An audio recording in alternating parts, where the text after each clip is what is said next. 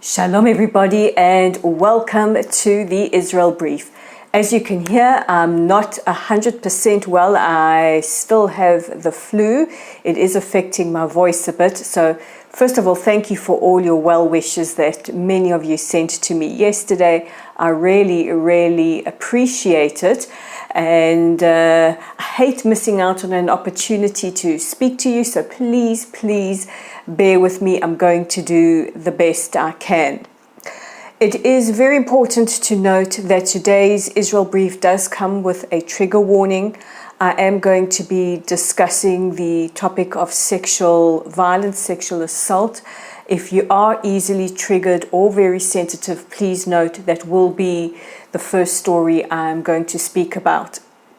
It is day 292 since the start of Israel's war with Hamas following the atrocities of the 7th of October. And as we say every single day, and we'll say until the day every single one of them is home, bring them home now, release them now. We want every single one of the 120 hostages to be released now. We want those that are still alive to begin the process of recovery and be safe with their families.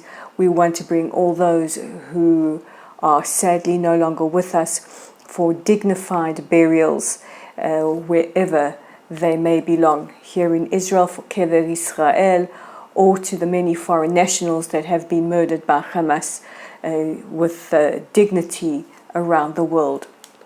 The first story is particularly upsetting. We have the first case of a male victim of sexual violence or rape on the 7th of October who has given testimony. The victim who survived the Nova Festival, we're going to call him Dalit, who blurred his identity, gave an interview to Israel's Channel 12. I'm going to get graphic. He says that men as well as women were raped on the 7th of October. He says as they tried to flee, they were grabbed by Hamas, who stripped them of their clothes, spat on them, beat them, touched them, and then raped them. He goes on to say that they were high, they were laughing, they were intoxicated, and the only reason he was able to escape was with the help of the IDF, who eventually arrived and enabled him to escape. All this testimony has been given to Israel's police. Israel's police are compiling the biggest ever rape and sexual violence case in the history of the country, and the testimony has also been given to a lawsuit that is being filed against the countries that have given Hamas support. This is a lawsuit that is $500 million in demands from the plaintiffs. Now, earlier this week, I mentioned to you that I had gone to the Israeli Intelligence Commemoration Center. I was privileged to be given a preview of an exhibition of the evidence that will be put into a permanent exhibition by the IDF in intelligence. And I'm going to get very graphic here. I saw with my own eyes the operational orders, the commands of how to say in Hebrew, take off your clothes, woman over here. I saw with my own eyes the evidence that implies that it is okay to rape, to violate, to sexually assault, the orders that were given. And worse than that, I saw with my own eyes the corpses, many of them shot or dismembered in the genitals. I unfortunately had to see this without pixelation. It was important for us as journalists to see the truth for ourselves. There was a propensity, almost an obsession by Hamas and terror organizations with genitals, with the male and female genitalia. I saw the horrific evidence for myself of what happens to a woman who is raped and her final moments are seen there in rigor mortis, when the energy leaves the body after death, and those last minutes are evident by how they died. I've seen the mutilations myself. I have seen the bullet wounds, the nails in the genitals myself. And for anyone out there who is a rape denier, come and challenge me, because I have seen it with my own eyes. The Palestinian Olympic Committee has written to the International Olympic Committee appealing to them to ban the State of Israel from the Olympics, which starts in 2 days' time.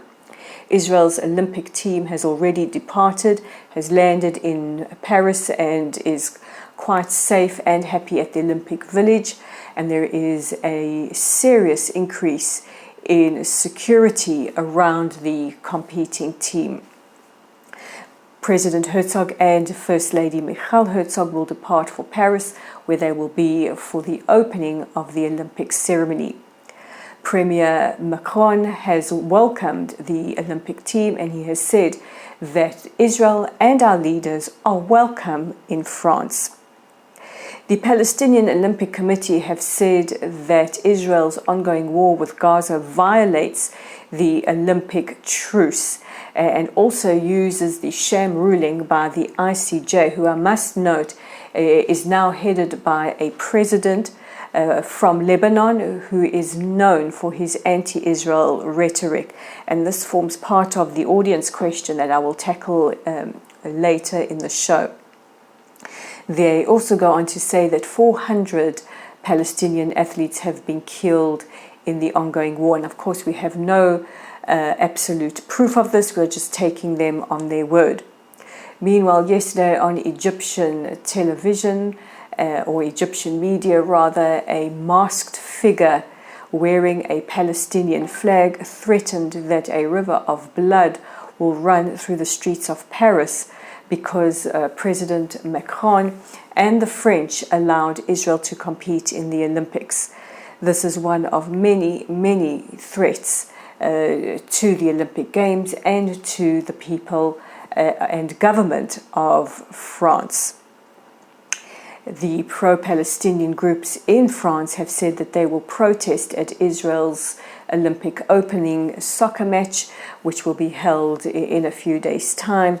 The French have responded by saying there will be a ring of steel at that match. It's absolutely insane and untenable. There are so many other conflicts happening around the world.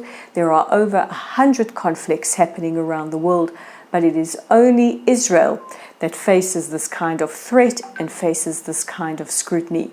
I often wonder what victims in other combat or conflict zones must feel, that their plight is ignored and all focus remains here on a war which was started by Hamas on the 7th of October.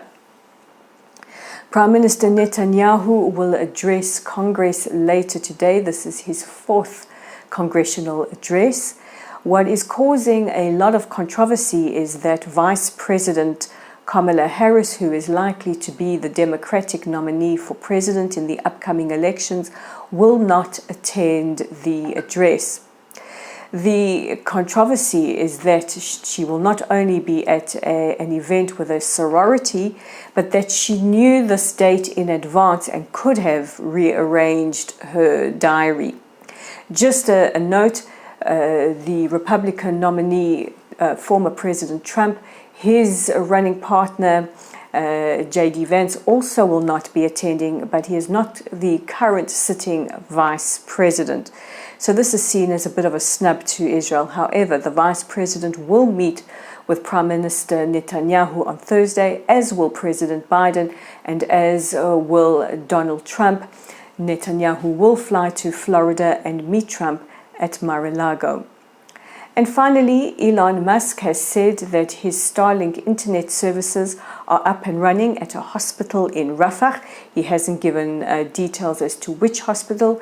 He says a big thank you to the United Arab Emirates and the State of Israel. So let's address that audience question, and it comes again from somebody preferring to remain anonymous, which I really don't mind, who says, Israel is fighting a war on so many fronts and in the international courts. Is this coordinated? Because it is starting to look that way. Well, you tell me. My opinion, and I think that this is continuously backed up by fact, is that this is a highly, highly coordinated effort. This started years ago, and I think if we look very carefully, we will see that not only is Iran behind this careful coordination, but so is China, so is Russia, and so are many NGOs. It's no coincidence that so many countries are filing briefs at the ICC all of a sudden, and that these cases are being brought to the ICJ. And when we join the dots, we can see that countries like South Africa, Iran, Russia, China are all in this together and carefully coordinating this campaign in order to delegitimize the state of Israel. So we are not fighting just on many fronts kinetically, we are also fighting a war of misinformation and a legal war and an NGO war out on the world stage. And that brings me to the end of this edition of the Israel Brief. Please don't forget to check out our website at www.layoftheland.online. Our Facebook page is at Lottel's site. Our YouTube channel is right here at the Israel Brief. We're on X at Lay of the Land 5, and if you like our content, please subscribe. Guys, take care of yourselves, take care of each other, and I'm going to try my best to see you again tomorrow. Bye for now.